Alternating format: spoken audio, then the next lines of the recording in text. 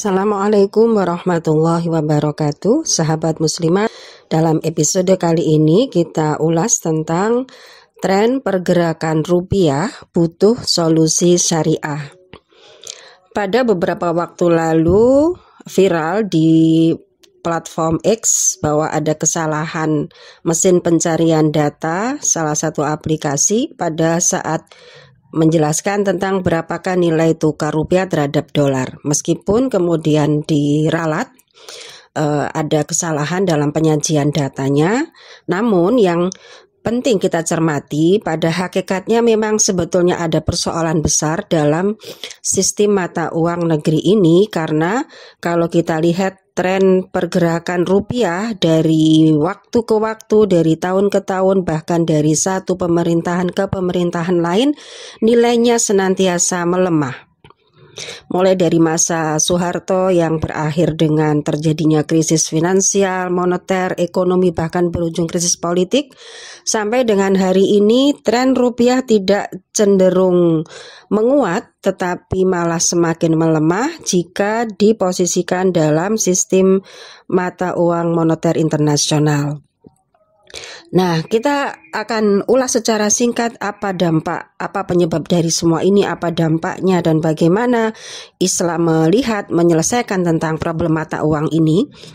Melemahnya mata uang satu negara, rupiah, terhadap negara lain, yakni terhadap khususnya dolar Amerika sebagai acuan mata uang internasional. Kalau dianalisis ada beberapa dampak penyebab. Pada beberapa bulan terakhir kita lihat kebijakan perdagangan Amerika Serikat yang semakin protektif, sehingga dia tidak banyak menerima impor masuknya barang dari negara luar. Itu berpengaruh terhadap nilai tukar rupiah. Dengan turunnya defisit transaksi berjalan, maka tentu kebutuhan rupiah semakin menurun. Tidak banyak orang membutuhkan mata uang rupiah karena transaksinya juga tidak banyak dilakukan. Kemudian yang juga banyak terjadi bahkan beberapa pekan terakhir adalah terjadi capital outflow.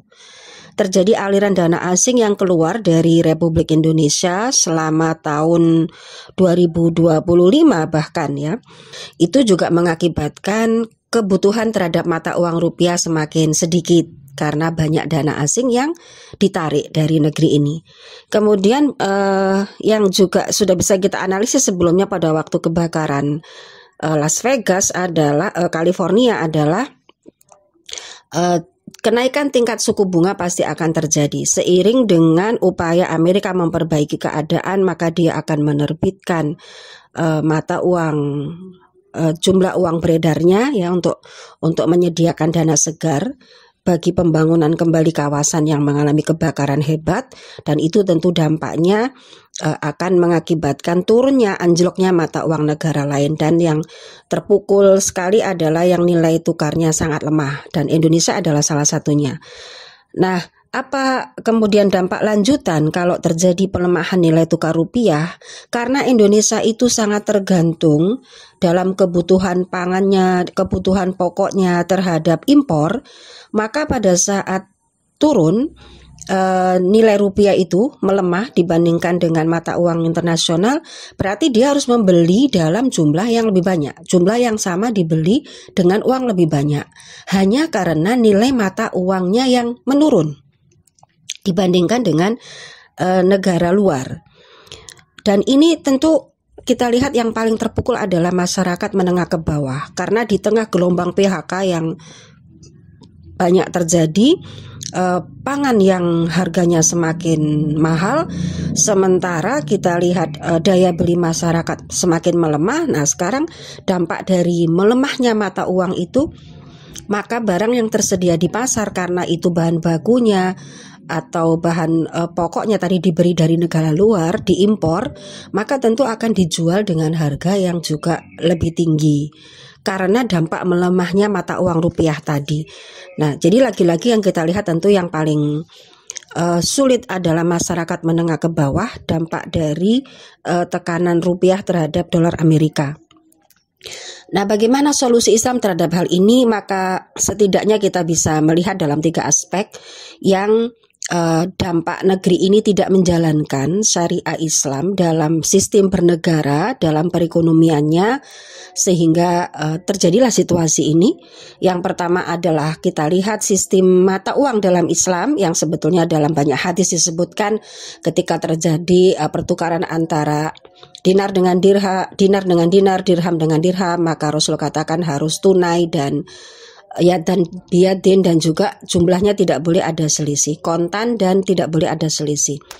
Maka kita lihat bahwa dalam Islam mata uang itu sebetulnya sudah diatur, yaitu dalam bentuk emas dan perak. Hanya banyak orang hari ini karena tidak paham itu akhirnya banyak mempertanyakan kesiapannya, ketersediaannya. Padahal kalau kembali ke mata uang dan emas dan perak yang jumlahnya sangat memadai diciptakan Allah memang untuk dijadikan sebagai mata uang, maka tidak ada kendala sebetulnya kalau mau kembali ke mata uang emas dan perak. Kemudian yang kedua yang juga kita lihat regulasi yang sangat jelas dalam Quran surat Al-Baqarah, wa ahlallahul bai'a wa harramar riba, itu ditinggalkan, betul-betul ditinggalkan. Terlihat sekali ketika dengan seenaknya Amerika ini menaik turunkan tingkat suku bunga. Nah, itu berarti dia menaik turunkan tingkat riba yang dia tetapkan. Itu dampak lanjutannya memukul sampai ke sektor real, sampai ke daya beli yang orang sebetulnya nggak ikut-ikutan dengan ribanya, tapi kena debu-debu ribanya itu karena dia harus membeli barang dengan harga yang berkali lipat. Dampak dari perilaku para spekulan yang memanfaatkan tingkat suku bunga. Di mana tingkat suku bunga tinggi, maka dia invest di situ. Kalau mata uang Amerika tingkat suku bunga sedang naik, maka dia tinggalkan rupiah, dia kembali invest di yang tingkat suku bunganya sedang dinaikkan. Nah, ini dampak-dampak lanjutannya tadi itu sampai ke masyarakat bahwa nggak bisa beli bahan pokok, nggak bisa makan karena perilaku para spekulan tadi ya, secara linier tadi kita lihat dampak lanjutan. Dan yang ketiga, setidaknya kita bisa lihat di sini ada pelanggaran di dalam Quran surat An-Nisa yang di situ Allah mengingatkan wala yaj'alallahu lil kafirina 'alal mu'minina sabila. Tidak boleh orang Islam itu menyerahkan urusannya, memberikan jalan kepada orang-orang kafir untuk bisa menguasai umat Islam. Nah, kenapa mereka sampai bisa mengendalikan perekonomian mata uang? Ya, karena memang umat Islam sendiri tidak mau mengambil apa yang sudah Allah perintahkan, tidak mau mengambil sistem moneter Islam, tidak mau meninggalkan larangan riba, bahkan dalam bernegaranya ini tidak membangun kemandirian dalam memenuhi kebutuhan pokok. Padahal semuanya itu sebetulnya sudah dijelaskan detail dan rinci dalam Islam. Dan masih banyak lagi sebetulnya berbagai regulasi secara detail dalam makro dan mikroekonomi syariah Islam yang tinggal diterapkan saja andai rakyat dan penguasa negeri ini menginginkannya.